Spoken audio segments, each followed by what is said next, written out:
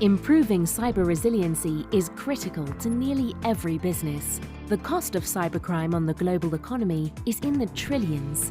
Webcor, a large commercial construction company, found that it faced many of the same cyber threats that larger enterprises do, but with limited internal resources to counter those threats.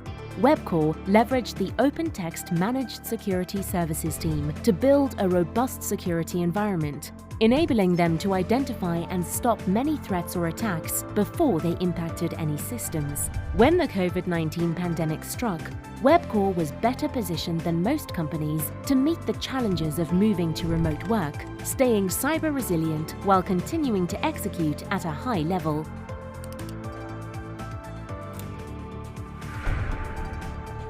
Welcome, Jay, and congratulations again on winning the Cybersecurity Voyager Award that we presented to you and your team at OpenText World.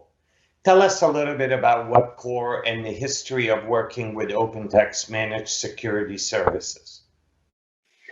Absolutely, and thank you again for having us. Webcor is a general contractor out of the Bay Area in California. We have been in the industry for roughly about 50 years with a parent company of Obayashi. As we deal with our core values, one of which is innovation, we deal with bringing in a lot of cutting edge technology in the construction industry. That drove us to a partnership with OpenText Security Services to help us build out our security strategy as it relates to our enterprise, remote workers with COVID, IoT devices, all of those modern technologies that we deal with. That's great. Thank you so much. What are some of the biggest security threats facing the construction industry today? And what are the concerns or challenges that your team must deal with on a regular basis?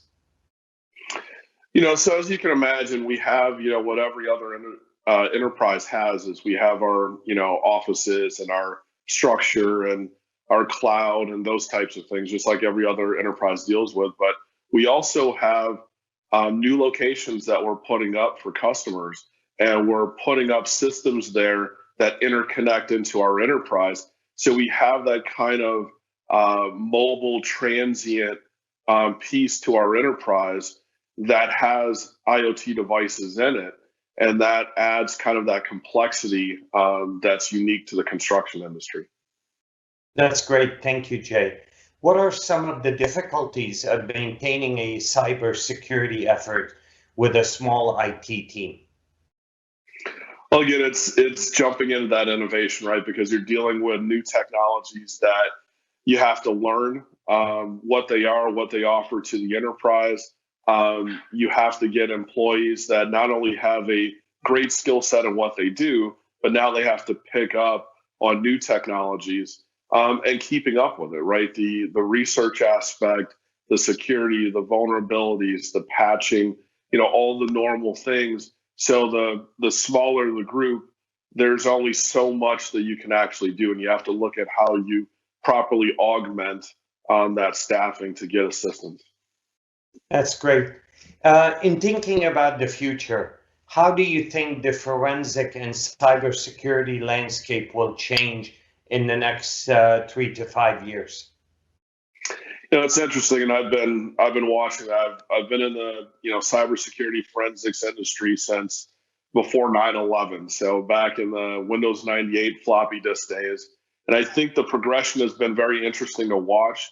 And I think where the industry is now is that forensics is going to have to kind of be a central SaaS-based application that all of the different vendors and technologies can connect into to kick off your forensics and actually lead your investigations across multiple platforms through APIs, through that interconnectivity, and then bring it into that repository that we're used to.